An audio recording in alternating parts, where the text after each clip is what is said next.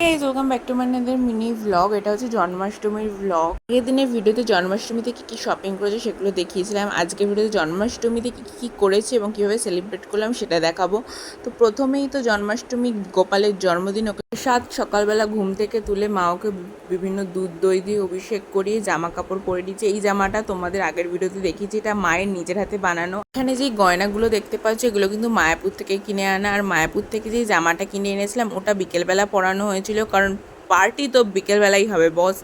কারণ গোপালের জন্ম কিন্তু রাত্রির 12টা নাগাদ, তো সেজন্য বিকেলবেলা ওই সাজটা করানো ছিল। যারা যারা মায়াপুরের ভ্লগটা দেখোনি তারা দেখে নিও, আমি রিলেটেড ভিডিওতে লিঙ্ক দিয়ে নেবো। এটা ছিল সকালবেলার সাজ। এবার আমরা দুপুরবেলা থেকেই কাজ করতে বসে গেছিলাম, কারণ বিকেলবেলা গোপালকে ভোগ দেওয়া হবে। আর আমাদের বাড়িতে অন্নভোগ কিন্তু নন্দোৎসবের দিন দেওয়া হয়, জন্মাষ্টমীর দিন কিন্তু লুচি সুজি এসব দেওয়া হয়। কী কী ভোগ করা হয়েছিল সেটা তোমাদের নেক্সট ভিডিওতে জানাবো।